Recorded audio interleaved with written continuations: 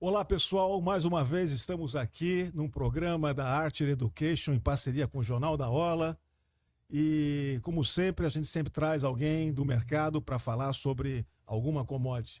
Hoje nós estamos trazendo o Marcelo Moreira, que tem uma larga experiência no mercado de commodities, já passou por várias das commodities, café, açúcar, algodão, trigo. Só não fez suco de laranja ainda, né? Mas logo, logo, quem sabe, né? Bom, só para vocês saberem, a Archer Education é uma empresa que tem como objetivo capacitar profissionais do agronegócio. É empresa recém de 2 anos e estamos já sendo capazes de aumentar o nosso leque de alunos. E entre mais no nosso site, conheça mais um pouco sobre a Archer Education, que você vai gostar. Marcelo, seja bem-vindo. Tudo bem? Tudo bem, Arnaldo e Luiz. Prazer estar com vocês. Luiz Cláudio também está com a gente aqui. É que o Luiz já é parceiro de. Ele não falta em um podcast, então já está aí. Chato, tá aí. que não falta, não porra. Se faltar é demitido, né? Então. Mas vamos falar um pouquinho sobre o mercado de açúcar, né? Tem uma coisa interessante que eu estive no interior a semana passada e passei pelas estradas, né, de São Paulo e Minas. Claro que pela estrada você tem uma visão, você não entrou lá no canavial para saber como está. Mas me impressionou a seca. Me impressionou a seca. E muita gente está começando a rever esses números. Eu sei que ainda é muito cedo, porque a gente vai precisar olhar, na minha visão, quatro pontos importantes, né? Primeiramente, o clima. O clima é o senhor do mercado hoje, né? Então, se a gente tiver realmente uma seca, a gente pode ter um corte na produção, principalmente no último quarto da safra. Então, se você pensar 25%, se eu tiver uma quebra de 30% em cima dos 25%, nós estamos falando de uma quebra de 7,5%. Que se a gente pegar o ano passado, os 654, 7,5 vai dar mais ou menos 45 milhões, ou seja, a gente vai ter uns 605 milhões aí. É uma coisa impressionante. Agora, esse é um ponto. O Arnaldo, só nesse primeiro ponto, você está falando que seria seca mais para o final do ano, na época das águas. Se ela atrasar um pouco, é isso? Exatamente. O que os especialistas estão dizendo é o seguinte: olha, essa seca pode fazer com que a safra tenha a morte súbita. O que é isso? Vai faltar cana para moer, porque a cana... Eu vi cana, rapaz, tão amarela, que aquela cana está perdida. Aí uma coisa que você não mencionou, tem o potencial, o risco da geada ainda. Porque se tiver uma geada agora em julho, comecinho de agosto... Incêndio também. Você vai ter uma redução de ATR, a cana vai ficar porosa, então o rendimento vai ser pior ainda para o final do ano. Então acho que é muito importante esses dois pontos. A eventual geada ainda, que não começou agora, e potencial seca mesmo, né? Então nós temos o clima, que é o primeiro ponto. O segundo ponto são as monções. As monções indianas. Aparentemente está tudo muito bem. A gente tem alguns correspondentes lá na Índia e todos eles falam assim, por enquanto está tudo normal. Mas está muito calor em Nova Delhi. Está 1 ou 2 graus acima do que da média, mas não é preocupante, porque principalmente o norte da Índia, eles têm reservatórios do rio Ganges e tudo mais, e em termos hídricos eles estão bem protegidos, segundo esses nossos correspondentes. Agora, Arnaldo, só para... Desculpa te interromper, mas assim, o Brasil é o maior produtor de açúcar do mundo com 44 milhões de toneladas. O segundo é a Índia, com 34,5 milhões de toneladas. É isso? É isso aí. Quer dizer, aí você tem um outro grande produtor, é a China, que consome mais do que produz, e depois você tem Estados Unidos. Quer dizer, você não tem grandes produtores de açúcar no mundo. Eu gosto de dividir assim, ó, o mundo açucareiro, 1/3 vai para o mercado livre, para exportação. 2/3 são aqueles países que produzem e consomem. Às vezes exportam os seus excedentes, às vezes importam aquilo que falta. Então são países que que a gente chama de swing trader. Às vezes ele é um exportador, às vezes ele é um importador. Mas o grosso da exportação, o grosso do mercado mundial, 75% dele está entre Brasil, Índia e Tailândia. Então, esses 3 caras respondem por 75%. E hoje é importante também notar a Índia, né, com esse mix de fazer mais etanol, com o preço da gasolina, o petróleo $85 o barril, pode ser que o mix também da Índia volte a ser mais etanol daqui para frente. Né? Essa é uma possibilidade. Essa é uma possibilidade. Então, você estava no segundo ponto. No segundo ponto. O calor na Índia. O terceiro ponto é a posição dos fundos. Né? Os fundos, para quem está nos assistindo, os fundos que a gente chama de fundos especuladores, na verdade, o que eles fazem? Eles tomam o risco que o produtor não deve, não pode e não está querendo tomar. Então ele fica digamos assim, no lado oposto, né? Sempre do lado oposto, na contraparte do mercado. Então, dando a liquidez teórica. Para dar a liquidez no mercado. E aconteceu um fenômeno interessante com os fundos, que é o seguinte: eles, se você olhar o que eles fizeram com as soft commodities recentemente, quais são as soft commodities?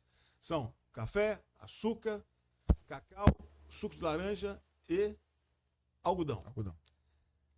O que eles fizeram com o café e com o cacau foi muito interessante. Eles pegaram o mercado de açúcar e cacau lá embaixo, café e cacau lá embaixo, botaram o mercado para cima, criaram uma narrativa em cima dessa alta, né? E quando o mercado chegou lá, detonaram o mercado e embolsaram os lucros, tá certo? Isso eles fizeram com o cacau. Para você ter uma ideia, o cacau saiu de $6.000 a tonelada para 12.500. Nossa. E qual era a narrativa? A narrativa é que tem uma doença nas regiões produtoras do leste da África, oeste da África, melhor dizendo, Gana e Costa do Marfim, não sei o quê, e por isso que aí explodiu. Mas antes disso, levaram o açúcar para 29, né? Sim. Então levaram o açúcar para 29, embolsaram dinheiro para quem não fez o hedge do açúcar, né? E depois que saíram do açúcar, entraram no cacau e no café, levando esse mercado de novo para cima. E sempre tem uma narrativa, né? Sempre tem uma narrativa para que se justifique. Porque os mercados, ninguém aguenta, o ser humano, ele não acredita, ele está programado, digamos assim, para ter uma explicação sobre tudo. Ele não consegue viver com um acaso. Alguma coisa ele tem que usar como explicação. Então, mesmo que esses mercados, às vezes, se movimentem em função de fórmulas matemáticas, de algoritmos criados por computadores, e tendo o físico por trás disso daí, quer dizer, coisa que as pessoas não conseguem entender, o mercado tem, às vezes, um spike, uma subida repentina de preço, que como a gente não entende porque aquilo foi a máquina que determinou, né? Porque esses fundos todos têm inteligência artificial bots, e tudo mais. A gente não então tem que ter uma narrativa para não, subiu porque não sei, choveu não sei aonde. Aí caiu porque não caiu, porque parece que não. E hoje também, acompanhando o mercado de café, que eu estou mais no café ultimamente, você tem muita narrativa que você fala hoje, daqui uma semana é a mesma informação de novo no mercado, e daqui 15, 20 é a mesma informação, para a pessoa tentar justificar por que o mercado está daquele movimento. Né? E também tem o famoso FOMO, né? O medo do pessoal perder a alta ou abaixo do mercado. Então, a hora que os fundos começam a fazer essas narrativas, quem está com o pé contrário começa a se preocupar e vai dando mais liquidez contrária também para fortalecer essa subida. Né? Explica o que você acabou de falar aí, o FOMO. O FOMO é o famoso Fear of Missing Out. Então, o medo de ter perdido uma oportunidade, né? O que no jargão do mercado. Então, o pessoal, né? Por exemplo, eu estou comprado no café a 28. E aí eu estou vendido a 28 no açúcar, né? Vai para 32. Nossa, vai para 32. Então eu preciso recomprar a posição a 28 para vender de novo a 32. Que coisa. E muita gente se ferrou no mercado. Na hora que você sai dessa posição, você entra com uma posição comprada e amplifica a alta. Né? Exatamente. Nossa, você vê uma coisa. Mas, cara, isso é sempre assim. Isso é uma coisa recente que aconteceu com o vencimento agora das opções no mercado de julho, né? O mercado fechou a 19 centavos, 18,98 para ser mais exato. Teve aproximadamente 50 mil lotes de opção de venda put exercida entre 19 e 24 centavos e meio. Quando o mercado estava a 28, 29, você vê que ninguém fez hedge protegendo o mercado abaixo de 28. Então agora o mercado está a 19, né? O pessoal fala, nossa, mas eu perdi a oportunidade. Por quê? Medo de especulação, medo do mercado ir para 30, 35, né? Que era a narrativa dos fundos. O mercado hoje está 19,20. Então a culpa de quem o mercado está 19,20? Do produtor que não fez o hedge, né? É engraçado, né? Você estava no terceiro ponto? O terceiro ponto. E o quarto ponto seria o dólar. Né? O dólar hoje estava 5,42. Esse dólar, na minha visão, está completamente exagerado. Né? Porque se você pegar hoje o dólar, vender dólar hoje a 5,42, né? As empresas que são exportadoras vendem dólar hoje a 5,42. Se ela aplicar esse dólar no CDI até o final do ano, né? Mais 12%. Com a pessoa, é mais 12%. É mais 2% ao ano. Então, se você comparar essa rentabilidade no final do ano, vamos dizer, o cara vendeu o dólar a 5,42, né? Vamos dizer que ele ganha mais 6% até o final do ano, né? Então 6% são 30 centavos, tá? Vamos lá, 5,72, grosso modo. O que diz o Boletim Focus, que é, digamos assim, a bíblia do setor financeiro em termos de projeção para o final do ano? Hoje eles estão colocando em 5,13. Cara, 5,13 para 5,72 são 59 centavos. Ou seja, quem fizer isso, quem vender dólar, botar no Tesouro Direto e resgatar e depois com esses reais comprar de volta os dólares, na minha visão, vai comprar mais ou menos 12% a mais de dólar. Aí, claro, quem está nos assistindo vai dizer assim, mas peraí, mas quem é que disse que o dólar vai ficar a 5,13? A questão principal é o seguinte, o balanço comercial do Brasil esse ano está previsto até o final do ano uma entrada de 77 bilhões de dólares. A diferença entre a exportação e a importação. Cara, não tem como você entrar com essa quantidade de moeda e não mudar a curva. Dada a balança comercial, o preço de equilíbrio do dólar deveria ser um pouco mais... É que o dólar está refletindo essa bagunça que a gente o dólar está vendo, refletindo duas coisas. Primeiro, o cenário macro mundial, né? Porque os Estados Unidos criaram emprego na última avaliação que fizeram. Então, criação de emprego significa economia forte significa taxa de juros alta. Juros significa juros altos, ou pelo menos o Fed não mexer nos juros, e exatamente isso traz um desequilíbrio em todas as moedas dos países emergentes. Esse é um componente. O segundo componente é, né, infelizmente, o nosso governo, que faz muito pouco, fala muito e faz muito pouco. Quer dizer, esse realmente é um problema. Mas eu acredito que isso acaba se equacionando. Os bancos, pelo que a gente pode perceber no mercado, os bancos estão apostando na alta mesmo do dólar. Porque, você vai dizer, por que isso? Eu já tive várias empresas que ligaram para mim perguntando, escuta, o que você acha desses seguros? Os bancos estão vendendo seguros contra a queda de dólar. Tá certo? Então o cara... Por exemplo, um exportador compra um seguro de 5,35, porque ele acha que o dólar está exagerado, ele quer ter pelo menos os 5,35, né? Quando você calcula quanto que o banco está precificando, ou seja, a volatilidade, o que é a volatilidade, pessoal? É a percepção de risco. Ele está colocando uma volatilidade pequena, porque ele está querendo empurrar esse produto. Por que ele está empurrando esse produto? Porque ele acha que o mercado não cai. Falei demais, também, agora é você. Na sexta-feira, o câmbio futuro para novembro 25 chegou a negociar 5,80,5.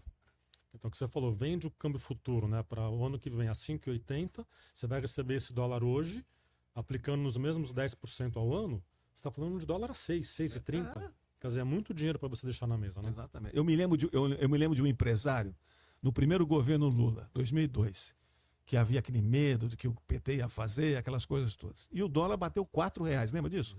E o CDI bateu que o preço 20... de hoje era 8, seria 8. Seria 8. Então, se você pegar. O dólar bateu R$ 4 e o CDI bateu 25%. Eu vi um cara fazer o seguinte: ele pegou $1 milhão, vendeu a 4, botou a 25%. Um ano depois, ele recuperou R$ 5. Com aqueles R$ 5, ele comprava o dobro de dólar, porque o dólar foi para 2,20. Estão lembrados disso? Opa, claro. Ele caiu 5 anos seguidos. Caiu 5 anos seguidos. Bateu até, acho que o mais baixo foi 1,52, se eu não me engano. Foi em 2000, antes da crise de 2008. Isso. Foi quando a crise da Sadia. Da Sadia. Sadia, Aracruz e várias. Agora, o Marcelo, deixa eu te fazer uma pergunta. Do ponto de vista, quando o Arnaldo, puxando o assunto dos fundos, tem muita gente que fala mal, que os fundos, né, fazem mal para o mercado e tal. Agora, do ponto de vista do produtor, quer dizer, quando esse preço é estressado e ele não gera uma oportunidade de trava boa para o produtor, Sim. quer dizer, por que o produtor não trava nesses preços? O que você imagina? O que acontece? A narrativa. É a ganância. Mas ele não pode travar nesse preço, depois comprar uma call, enfim. Então, pode, mas é aquele famoso medo, o mercado vai mais. Então, quando o mercado estava nos 28,5, 29, que foi no Nova York do ano passado, né, o Arnaldo cantou a bola. O mercado vai realizar, o mercado está muito puxado. Foi a mesma coisa, se eu não me engano, em 2010, 2011, que o mercado bateu os 32. Dos 32, ele voltou para 10. 36, né? Então, quer dizer, já aconteceu no passado isso. E vai acontecer. O pessoal viu e o pessoal não aprende. Quer dizer, não aprende assim, não aproveita as oportunidades. Mas você vê, você poder fazer um hedge o ano passado a 28 ia te dar um açúcar a quase R$3.000. R$3.200 chegou. Hoje está 2.800. Hoje está 2.200. E o pessoal não faz. Então, mas assim, não faz a conta, não tem o custo, não consegue travar uma margem. É isso que ele falou. O medo de pegar todo mundo quer vender no pico do mercado e quer comprar no vale do mercado. É sempre assim. Né? A mesma dificuldade que a gente viu lá no ano passado, quando o mercado bateu 28. Eu me lembro muito bem, o Sugar Dinner, que é um evento que o açúcar, que traz pessoas do mundo todo do açúcar e ocorre em São Paulo a cada 2 anos, né? O ambiente daquele jantar, né, era muito altista. Todo mundo apostando que o mercado já estava uns 28, que o mercado ia para 32. Compra call. Não, mas não é. Mas aí que tá. O problema é que todo mundo, aquilo que o Tarsilo sempre fala quando ele vem aqui, todo mundo gosta de galinha gorda que pesa pouco. O cara, ele quer aproveitar na alta, mas ele não quer gastar dinheiro. Eu não vou tirar dinheiro do bolso para comprar um negócio desse. Agora, Marcelo, tem uma coisa interessante. Isso acontece com o produtor, mas acontece com o consumidor industrial também. Sim. Aquela empresa que compra açúcar para insumo, para fazer seus produtos, é o fabricante de bala, de refrigerante, de bolo, de biscoito. Esse cara é a mesma coisa. Agora que o mercado está na bacia das almas, lá embaixo, e todo mundo está falando, olha, é melhor você comprar esse negócio que vai subir. Ele fala assim, mas e se cair mais? E ele também não faz. É a mesma 16, coisa. Ganância é o que mata a gente. E o problema também, você pega os gestores das empresas, a pessoa, por exemplo, vamos supor que ele vendeu a 28 centavos e fez o hedge. Vai para 32, chamada de margem. Pô, você é incompetente, como é que você não viu o mercado e ia subir para 32? Então, tem gente que não faz com medo de o que a alta direção vai falar dele.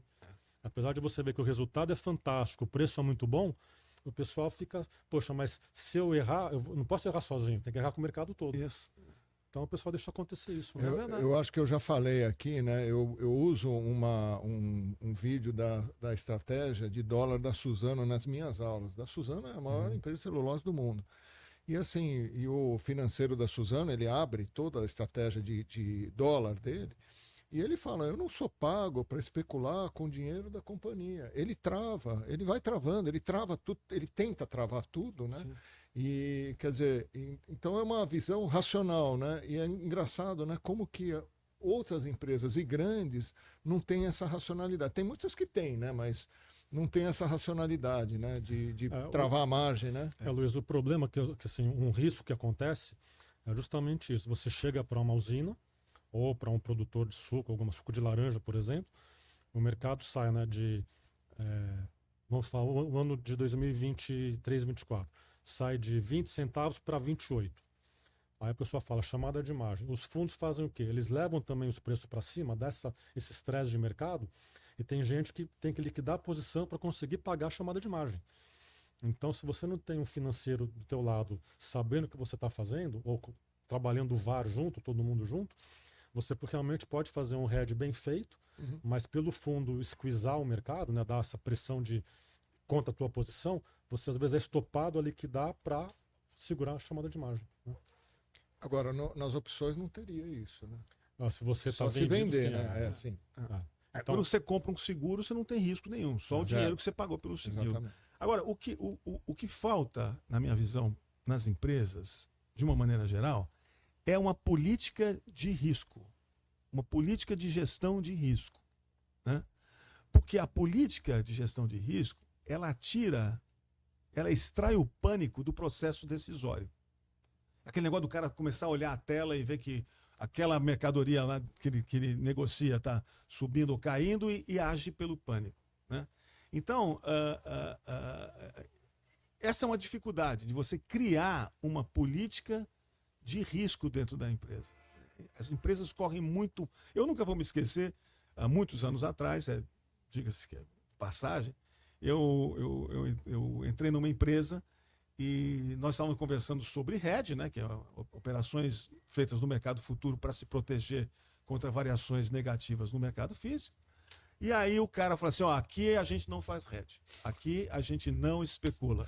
Então você vê como é que era o conceito de hedge, de proteção que se tinha antigamente. Né? Eu não descarto que algumas pessoas ainda pensam como isso. Né? Por isso que o mercado futuro é importante para você desaguar. A empresa não tem que correr risco direcional, ela não tem que ficar apostando, rezando para que o mercado chegue nesse ponto ou no outro. Ela tem que fazer o que você falou que fez aí o Marcelo Bach da Suzano. Da Suzano. Mas você vê, recentemente, vai fazer acho que 2 meses, 3 meses, no comentário seu semanal, a gente colocou uma estratégia de comprar uma put spread no açúcar. Se eu não me engano, era vendendo uma call de 24, comprando uma put spread de 22 com 18. E hoje o mercado está 19. Quer dizer, quem fez a put spread? O pessoal fala, não, o mercado vai subir base em quê? Só o pessoal entender que put spread é uma operação que você faz no mercado financeiro de proteção contra a queda de preço. Né? Ou seja, o produtor... eu acho o seguinte, se você pegar qualquer commodity, né? O que você tem que olhar é o seguinte, quanto que é o meu orçamento, o produtor principalmente, quanto que custa produzir... O custo de produção. Meu custo de produção, né? Quanto é meu custo de produção e quanto que é a minha remuneração do acionista, né? Posso colocar aí uma previsão de inflação de 10% para o ano que vem, enfim, eu vou criar um valor, esse é o valor mínimo que tem que estar no orçamento, que ele remunera, ele paga o meu custo de produção, ele remunera o meu acionista e ele já incorpora uma eventual subida de preços, inflação, naquele segmento. Pronto, faço isso. E aí eu transformo esse valor num seguro. Para eu ter um seguro mínimo de tanto, né? No caso da opção de venda, né? O que eu preciso fazer? Comprar e eu posso abrir mão de um valor mais alto. Então, mas esse pensamento não ocorre dentro das empresas com essa fluidez, né? O pessoal acha que tudo é muito complicado. E realmente, às vezes, quando você olha, é complicado. Todos os ouvintes que estão aqui, todos os que estão assistindo o programa, eles sabem, eles pensam que isso é complicado. Mas eles já fizeram um seguro de venda. Eles já fizeram eles já compraram uma opção de venda, que a gente chama de put. Né? Como assim? Eu nunca operei o mercado financeiro. Sim, você comprou. Quando você compra um seguro de automóvel, você está comprando uma opção de venda. Você está comprando uma put. Você está comprando o direito...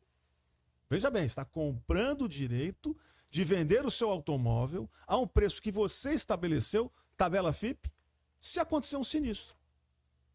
A seguradora pode vir buscar teu carro? Não. Agora, se acontecer o sinistro, é teu direito vender para a seguradora ao preço que você estabeleceu. Por isso que é uma opção. Por isso que é uma opção. Então, sabe, a gente precisa desmistificar a utilização desses seguros Agora, no mercado. por que, Marcelo? Você tem ideia por que as empresas... A gente já está falando vários porquês aqui, né? Mas você que trabalha em várias empresas como consultor, por que eles não olham o custo de produção? O que você acha que, assim... Então, é o que a gente comentou. A ambição de querer vender mais alto.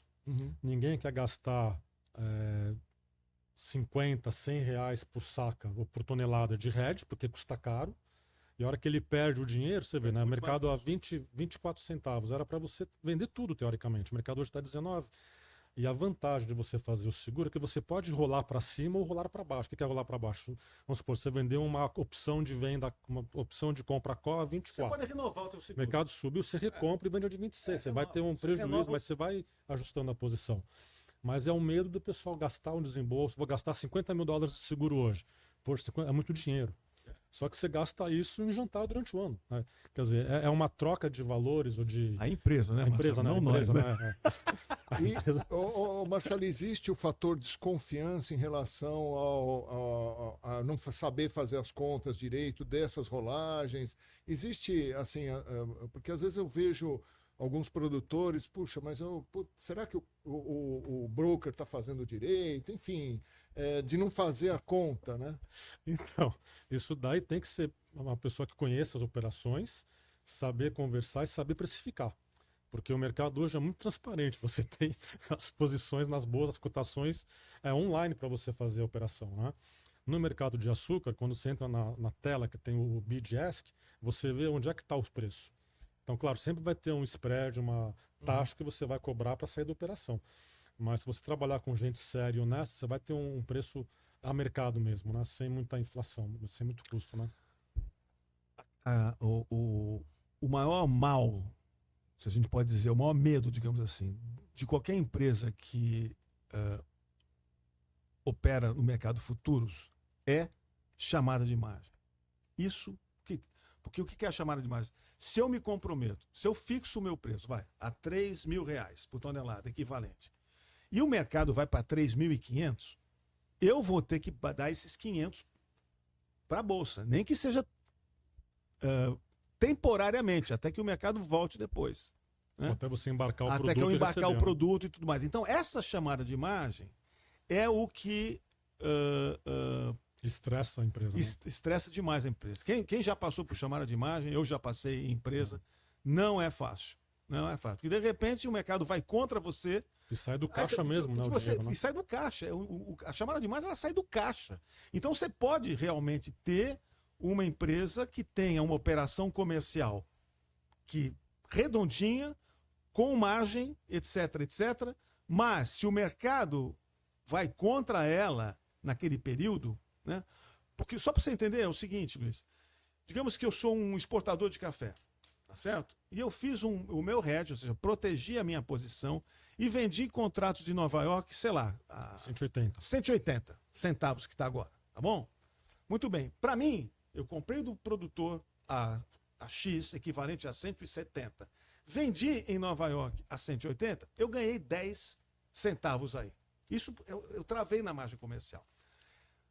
No entanto, essa operação, até ela virar uma realidade, eu estou carregando essa posição vendida no mercado futuro. Se o mercado vai para 2,40, eu mandei 60 centavos de margem. Ou seja, eu enxuguei o meu caixa, eu posso quebrar uma empresa com chamada de margem. Então essa incerteza pode ser uma das explicações. Sem dúvida. A mesma coisa, você vê o cacau, saiu de 6 mil para 12 mil. Quer dizer, a pessoa lá faz 10 mil toneladas, nossa, você tem que mandar 600 mil dólares. Já imaginou? É uma fortuna, 6 milhões de dólares de margem, 60 milhões de dólares de margem. É uma coisa de louco. Porque é imprevisível, né? Imprevisível. A hora que o fundo cansa, aí ele vira a mão, a hora que ele squeeze. Mas olha só, a gente não pode ter a impressão que isso é um grande cassino, porque os fundamentos eles se sobrepõem. Sim. Sempre, né? Sempre se sobrepõem. Então, uma coisa, desculpa, falando sobre isso, né? Tem muita gente que não faz análise de supply and demand, que é oferta e demanda. Então, a hora que você faz essa projeção com consumo mundial crescendo, produção crescendo, você tem uma visão para onde é que pode ir o mercado. Né? Então você vê hoje, A produção de cana está em 605 milhões de toneladas. Centro-Sul, Centro-Sul. Isso em 2008, 2009, quando eu estava na COSAN, a gente já falava que hoje era para o Brasil estar produzindo 1 bilhão de toneladas de cana. Né? Eu fiz esse trabalho também. Se você olhar o trabalho que você faz no passado, você dá risada.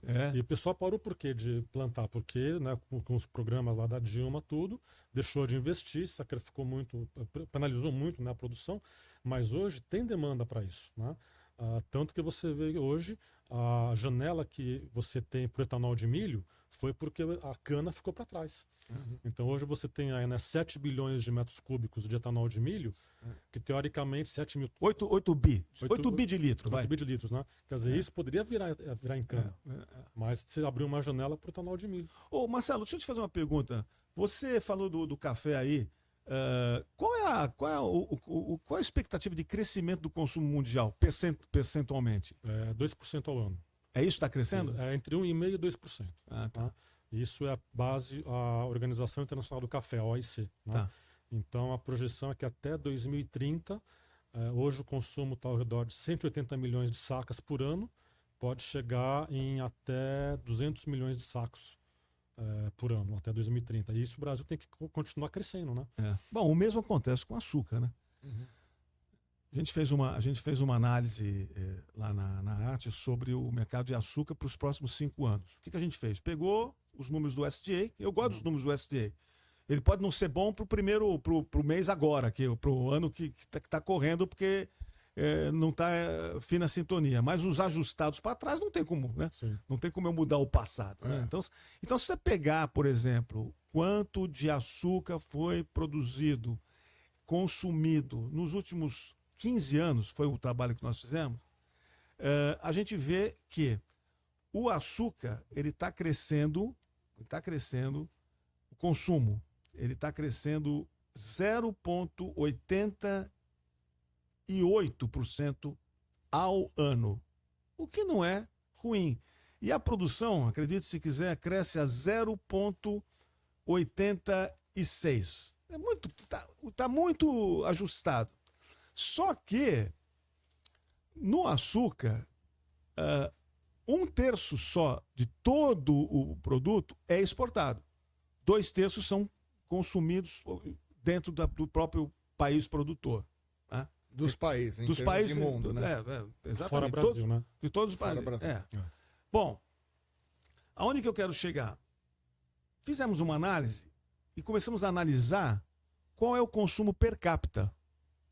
Quanto cada pessoa consome de açúcar por ano em diversos países.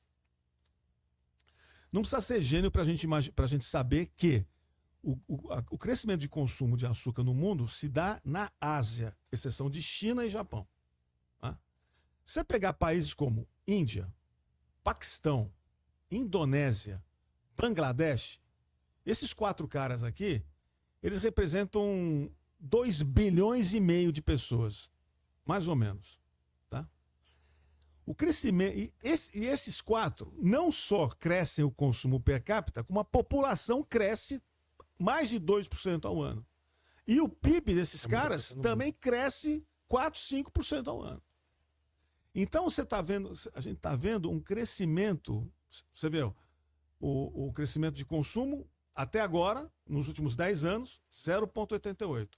O que a gente prevê? 1,17 para os próximos 5 anos de crescimento de consumo de açúcar. Né? Para você ter uma ideia, tanto Índia, quanto Paquistão, quanto Indonésia, quanto Bangladesh, que são países que têm muita população, o crescimento deles, o consumo deles ainda é abaixo da média mundial, tirando China. A China não consome nada, né? Consome 12 quilos, 13 quilos por ano. Nós, brasileiros, consumimos 44 quilos de açúcar per capita por ano. Né? Os Estados Unidos consomem 35, a Europa consome 43. A China consome 15. A Índia consome 21, 22. E a média mundial está em mais ou menos isso daí, 21, 22. O ideal seria que a gente chegasse num consumo de 30 quilos per capita por ano. Então, o potencial de consumo que você tem nesses países que estão, cuja a a economia está melhorando, é muito grande. Resumindo a história, para não ficar isso muito longo. O que a gente prevê para os próximos 5 anos? O Brasil vai ser responsável. Hoje ele é responsável por 60%. Ele vai ser responsável por 75%, Marcelo, do exportação de açúcar. Ou seja, nós vamos ou ter que crescer em cana, ou vamos ter que mudar o mix, ou seja, essa cana virar mais açúcar do que virar etanol, mas aí eu crio um problema de demanda do etanol, mas o milho pode suprir essa demanda até um limite de uns 8, 10 bilhões de litros, né? Ou eu tenho que expandir, ou eu tenho que fazer uma nova fábrica de açúcar. Sim. Então, não tem como sair disso. Por isso que eu sou muito positivo para o açúcar. E é por isso que eu tenho falado para os meus clientes consumidores industriais o seguinte: fixa seu preço para as próximas 2 safras. Porque esse preço aí em centavos de dólar não vai permanecer onde está. Ô Arnaldo, só uma coisa, quer dizer, quando você olha o crescimento da produtividade da cana comparado com o da soja, você vê que a soja, a produtividade cresce muito. O da cana, ao longo dos últimos 15 anos, ela não cresce, ela cresce, mas bem pouquinho, né? Quer dizer, então, um dos fatores poderia ser, né, que você falou, ou aumentar a área, ou o milho, ou aumento de produtividade. Mas eu acho que o aumento de produtividade na cana, pelo menos no Brasil, não é o igual a soja, igual ao milho. Eu não sou agrônomo mas eu sei que a soja foi um negócio espetacular. Né? Milho também. Né? Milho também. Tanto é que o Brasil hoje é líder, né? nessas culturas. Mas eu acho que o que o CTC, que é o Centro de Tecnologia da Cana, faz é tentar testar novas variedades. Novas variedades. Que aparentemente trazem uma rentabilidade maior. Mas o açúcar não cresceu, a cana não cresceu na mesma velocidade do que a soja. Né? Quer dizer, então a ideia é mudar o mix, né? A ideia, né? O mercado que vai fazer isso, mudar o mix para ser mais açucareiro, e o etanol, o milho, né? Da safrinha do Centro-Oeste seria pode ser uma alternativa interessante. Essa, o que eu creio é que hoje você tem esse etanol de segunda geração, né, para aviação, que é um mercado que está crescendo muito.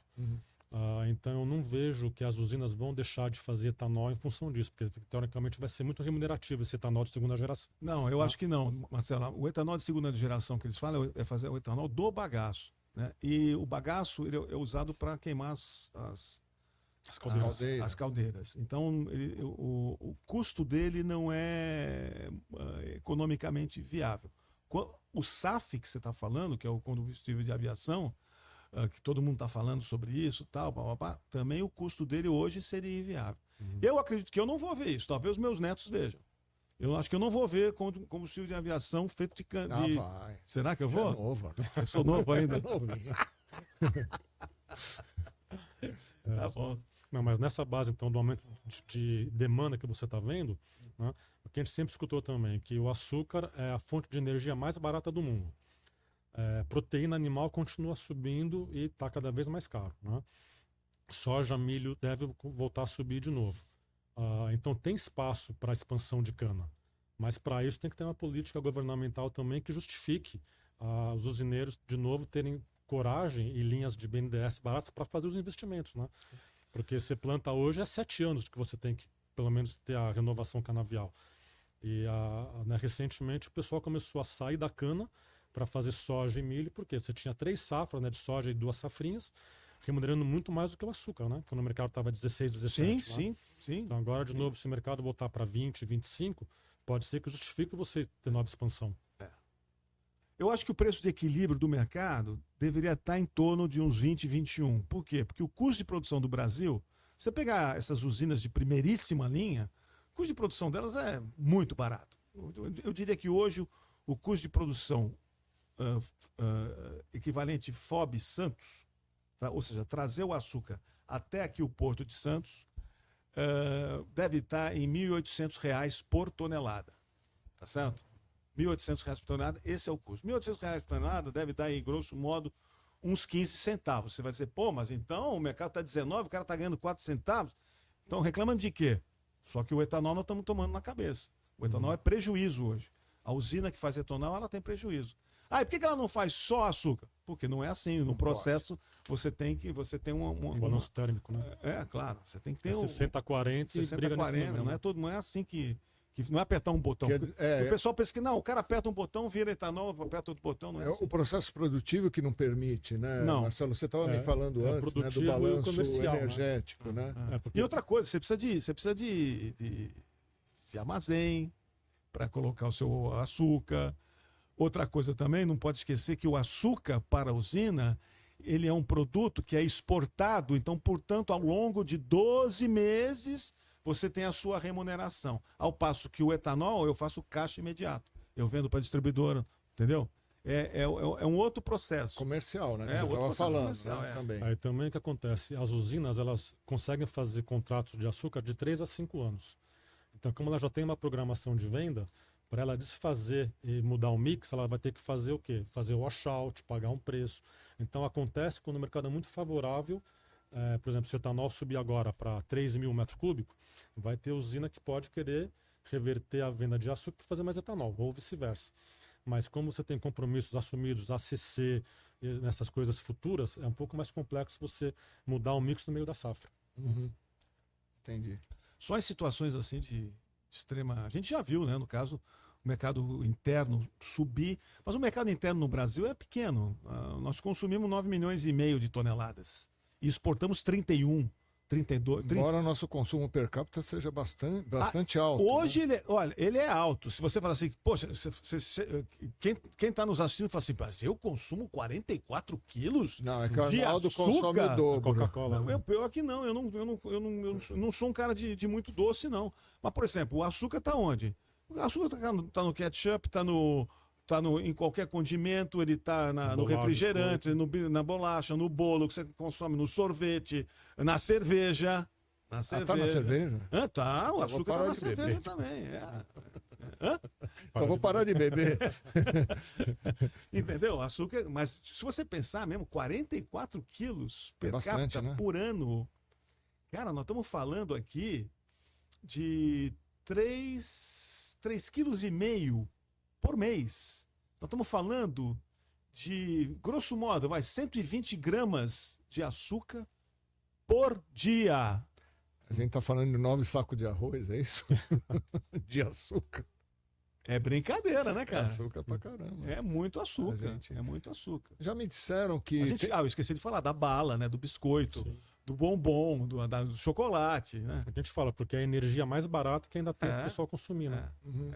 Então, desculpe, Marcelo, Luiz, só para pegando esse gancho que ele está falando, e é isso que está acontecendo nesses países pobres da Ásia, principalmente, por exemplo, Bangladesh, e Indonésia e Paquistão, é isso que está acontecendo. O consumo está migrando. Porque, para você ter uma ideia, a Indonésia, em 10 anos, o consumo per capita da Indonésia, ainda levando em consideração que a população cresce a ritmo de 2,5%, 3% ao ano, o consumo per capita na Indonésia subiu em 10 anos 7 quilos. 7 quilos dividido por 10 anos dá 700 gramas de consumo adicional por ano. Sabe o que são 700 gramas de açúcar? É Coca-Cola, né? São 28 refrigerantes pequenininhos, né? Latinha de Coca-Cola, de Guaraná, seja lá do que for. Né? E 28 é o quê? 1 a cada 2 semanas. Não é nada. Não é nada. Agora, o Arnaldo e o Marcelo, na verdade, né? E o consumo da África, né? Você falou bastante da Ásia, né? Porque a África é um país que, assim, a população, estudando aquele número da ONU de crescimento populacional até 2100, os países africanos vão crescer bastante, né? E a economia também. E a economia, então, mas talvez eles sejam... a renda per capita não suba tanto, né? Eu não sei. Eu acho que o que vai acontecer, Luiz, eu acho que... e aí vai ser um processo mais longo. Porque sabe qual a população da África hoje? É 1.400, 1.500. É a população da Índia. População da Índia. E ela não tem esse consumo. É mais provável a China crescer, porque a China hoje está abrindo muita cafeteria, que é só consumo indireto via café, também pode ser representativo na China, né? E o Olha, consumo per capita da China é pequeno, né? Se o chinês consumir uma xícara de café por dia, ele leva a safra brasileira inteirinha. E eles estão aumentando De todo açúcar ano. e de café. Não é melhor nem. Pelo amor de Deus. Se eles comerem um bifinho por dia, nós vamos morrer de fome. Nós vamos começar a comer rato. Mas hoje a gente é o maior exportador de proteína Tudo. para a China. para a China, né? Então, agora tem um detalhe, né? Assim, não tem muito a ver com açúcar aqui, mas a população da China já começou a decair e ela está em 1 bilhão Sim. 300, e né? 400, alguma coisa assim. 425. E ela, em 2100, segundo a ONU, a ONU vai estar em 750 milhões de pessoas. Quer dizer, vai cair, vai diminuir Rapaz, eu metade. não sei o que vai acontecer quando a gente chegar no ano 2100. Eu não vou estar aqui mesmo, mas tudo bem. Mas a gente precisa pensar, né? Não, porque o crescimento é todo Ásia. Ásia e África. Uhum. Porque hoje você tem 8 bi. 8 bi você tem 4,5 bi Ásia. Aí você tem... quanto você tem nas Américas? Acho que é... Aí você tem 1,5 bi África. Unidos, Canadá, Brasil. Aí você tem 1 bi nas Américas, provavelmente. E mais 1 bi na Europa. Então você tem 8 bi, exatamente isso. Tá? Tira um pouquinho da... É 8 bi, né? O mundo hoje, né? Então, aonde que vai crescer? Isso daí que você falou é verdade. Você sabe que o Banco Central... Estou com o Banco Central na cabeça. Você sabe que o Banco Mundial, você falou da China, sabe qual é a previsão do Banco Mundial para o Brasil, no ano 2100? 168 milhões de habitantes. Só? Um país que está preocupadíssimo com isso é o Japão. O Japão também é o crescimento. Então, o que vai acontecer com a economia? Nós vamos trabalhar para os asiáticos. Segundo a ONU, o Brasil começa a cair em 2050. 2041. Ó, já piorou. 2041. Era 2050. Hoje é 1 filho, 2 no máximo, né? Quer dizer, quem que cresce, né? Eu estou vendo o gráfico aqui. Congo, Etiópia, Egito, né? Que não Egito. Tem, mas Nigéria é o maior país da África. Nigéria vai chegar em 2100 com 300 milhões. Não, com 546 milhões de habitantes. Quer dizer, pertinho da China lá. Né? Mas assim, é importante a gente, quando olha o açúcar não é tão dependente da China. Eu estava até mostrando. Não é Marcelo, mesmo. Ele é muito distribuído. É um mercado muito legal, porque ele é muito distribuído, então ele não corre esse risco. Mas a soja, o boi gordo, o próprio milho, né? Então a gente tem várias commodities que têm um risco, suínos, que têm um risco, essa dependência da China. E assim, a gente está no momento de começar a buscar novos mercados que tenham dinheiro para pagar, senão o preço vai cair. Então, não é uma... é um jogo de xadrez daqui para frente. É um jogo de xadrez. O boi gordo não quer mais ser chamado de boi gordo, viu? Agora, politicamente correto, ele quer ser o boi acima do peso. Desculpa. Você, por favor, enquadre a sua... Não, mas isso é uma verdade, né? A China precisa de proteína. E quem precisa de proteína precisa de milho e soja. Para poder alimentar o rebanho. Agora, a gente estava falando mais cedo, né, que muito provavelmente o consumo de proteína, em algum momento o açúcar vai acabar suprindo. Tudo bem que não é proteico, mas é um alimento, né? Quer dizer, você acha que existe isso, Marcelo? Existe essa substituição em algum momento, enfim, porque a proteína é muito mais caro, né? Sim. Não, é o que o Arnaldo falou hoje, você já está tendo esse aumento de demanda nos países mais pobres, porque os governos continuam com as políticas de abastecer o povo para não morrer de fome, né? Uhum. Então, o açúcar que a gente comentou, sempre é a energia mais barata do mundo. Então, você pega os países, né, da Ásia, da África, com petróleo alto, o que eles fazem? Subsidia a comida. Então, você vai dar para o povo comida mais barata, e proteína animal vai ser sempre uma coisa para a gente rica, né? Uhum. Vai se alimentar básica, né? Comer o mínimo possível de proteína e dar energia de açúcar, né? Então, eu vejo o mercado de açúcar como muito promissor também para o médio prazo. Porque é um produto que sempre vai ter demanda. Agora, o que nós temos que ver é o que fazer para o Brasil continuar com a expansão, né? Porque hoje 650 milhões de toneladas de cana é pouco, né? Ainda mais você considerando isso para os próximos 10 anos, eu creio que vai ter muito espaço e muita gente que vai estar investindo em tecnologia nova e expansão canavial mesmo, né? E com isso é importante a usina fazer o hedge, né? Então, você falou, o mercado hoje para você para estar 24, 25.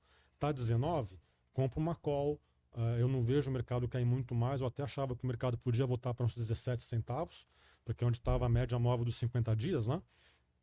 Então, se os fundos decidissem virar a mão com o dólar, se o dólar for para 6, num pico aí de loucura de Brasília tudo, Nova York pode dar uma corrigida. Mas é momento de você analisar, chegar a montar no custo de produção. Quem que vai sobreviver nesse preço? Aí é você fazer um contra-hedge e deixar o mercado subir. Que na verdade eu ia falar isso naquela hora e acabei não indo para o outro lado. O custo de produção do Brasil é 15 centavos, mais ou menos, FOB. Índia, 20. Tailândia, 20, 50, 19. Caramba. Então, o mercado não consegue. É uma questão estrutural. Ele não consegue, porque você não. Mas o que a Índia faz? Bom, a esse preço, a Índia vai fazer mais etanol. Porque ela tem um programa de etanol. E compra açúcar, se for o caso. Né? E o que é a Tailândia? A Tailândia pode migrar para a mandioca, que é um grande produto que ela exporta. Ai, meu Deus. Vou te dizer, não dá para ter esses dois caras aqui na minha frente. Estão parecendo aqueles caras daquele programa de esporte lá. Tinha lá no... Como diz o jornal, pega a primeira. Olha, deixa eu falar uma coisa. Uma coisa que não está no radar, mas pode trazer alguma mudança, é que a China é um grande consumidor do HFCS, do High Fructose Corn Syrup, o xarope de milho, para adocicar os seus produtos, né, os refrigerantes e tudo mais. E existe um trabalho, eu não sei até que ponto esse trabalho tem um fundamento científico, né, forte, que é o seguinte: o xarope de milho, ele não traz saciedade para as pessoas que o ingerem. O que significa que o cara fez uma correlação entre a utilização do high fructose e o aparecimento dos combos, o sanduíche que eu não sei quantos andares nos Estados Unidos. Tem até um estudo que causava obesidade. Um documentário no Netflix sobre isso. E aí causa obesidade, sim. Exatamente. Então, os americanos eles pararam de colocar o high fructose nos refrigerantes. Isso vai fazer acho que um tempo já. Ainda estava no setor.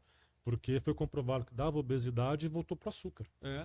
Então, pode ser que isso acabe de ter a demanda. Só que na China isso não aconteceu. Por quê? Porque a China é uma grande importadora e produtora de milho também, né?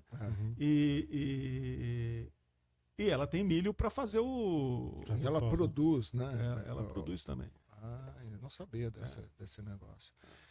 Agora aquilo, né? Se o milho voltar de novo para 600, que estava um tempo atrás, né? Se der uma explosão de preço de milho, pode ser que o pessoal comece a diversificar ou direcionar mais essa produção do milho para realmente ração.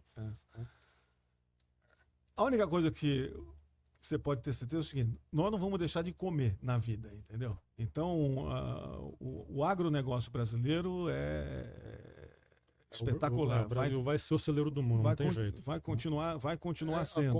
É muito competitivo. Muito. Né? Como você falou de custo de produção, se olhar custo de produção em qualquer lugar, né? É o que a gente fala, né? Hoje as indústrias, no café, por exemplo, você tem que mecanizar.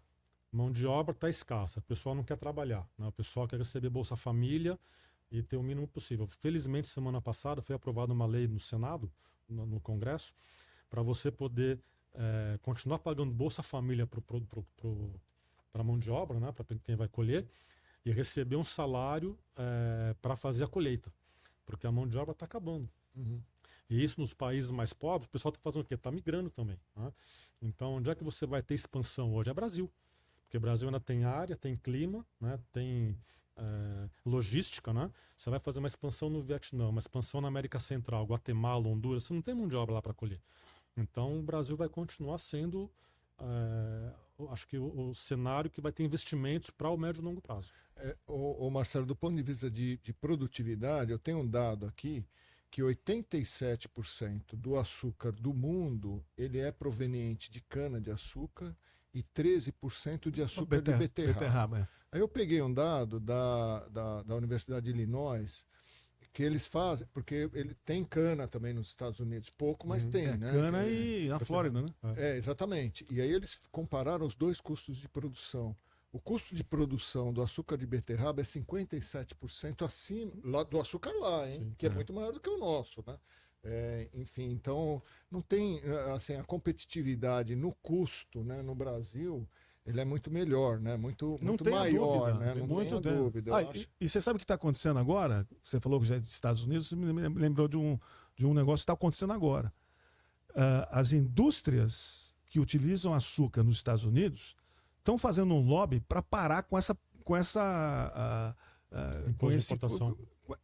proibição de importação. Sabe quanto que está o açúcar nos Estados Unidos? 37 centavos. No mercado nosso livre está 19 centavos. O dobro. Né? Protegem quem? Protegem a Flórida. Não esquece que a Flórida é um estado que decide a eleição. Ok? Então, o que está acontecendo? O Canadá está exportando bala. O Canadá para os Estados Unidos, porque o Canadá pode importar, ele importa livremente, importa inclusive do Brasil também. Açúcar do Brasil. Ele faz lá os docinhos, as balinhas, os chocolates e exporta para os Estados Unidos. E a indústria que faz isso nos Estados Unidos está sendo penalizada. Sim. E quem paga é o consumidor, é o contribuinte americano. Essa é uma notícia hoje na Infomoney, se eu não me engano, falando justamente sobre isso. Cadbury, Mars, está todo mundo fazendo expansão nas fábricas no Canadá e no México. Para ter matéria-prima mais barata e depois inunda os Estados Unidos com produtos acabados, né? Se eu não me engano, eles fizeram um estudo que se está perdendo nos Estados Unidos 16 bilhões de dólares por ano com essa triangularização de produto de origem. Tá vendo? Muito dinheiro. O dinheiro não aceita desaforo, né? E o Canadá que está surfando nessa onda, porque ele importa o açúcar a preço de mercado, faz o seu produto e exporta para os Estados Unidos o produto acabado. Quer dizer, adiciona valor e tudo mais. E eles ficam lá segurando o preço do contrato número 16. Já sei, Luiz, você já olhou para mim com essa cara para dizer assim, o seu tempo acabou. Parece quando a gente vai na terapia, na hora que você está naquela emoção com e outra coisa o terapeuta, deve ser o seu tempo acabou. E outra coisa rapidinho. Olha, acabou. Então, não pode falar. Do Brasil começar a exportar mais produto de valor agregado. Então, teoricamente, aquilo faz menos VHP, faz mais açúcar cristal, faz mais refinado. Nada. Mas aí o mercado é que comanda. O que poderíamos discutir, mas isso não vai dar tempo, é o seguinte. O Brasil poderia ser o local em que os cafés que vão para a Europa e Estados Unidos são consumidos. Ou seja, traz Colômbia para cá, traz tudo para cá, faz um drawback, traz todos esses caras para cá, torra, moe e exporta. E agrega o valor. Tanto é que você vê que quem é o maior exportador de café do... Alemanha. A Alemanha não produz 1 grão de café. É o maior exportador de café, torrado e moído. E o açúcar é aquilo, tem muita proteção dos países muçulmanos, né, nos árabes. Então eles compram o VHP para, teoricamente, gerar emprego local. Eles reempacotam o açúcar nosso, o VVHP, que é 200 de cor, e vende como cristal para o povo mais pobre também, porque eles têm as proteções entre eles, né? É verdade. Gente, é impressionante como esses podcasts duram. O Marcelo tem que voltar de novo. Tem que voltar. Convidado, estou à disposição. Tá bom. Gente, muito obrigado pelo tempo de vocês, por terem vindo até aqui em Santos, bater um papo, conversar um pouco sobre o mercado de commodities. E muito obrigado você que está nos assistindo. E lembre-se, esse podcast, uma vez por mês, nós estaremos presentes. Tá bom? Grande abraço para vocês. Até a próxima. Valeu.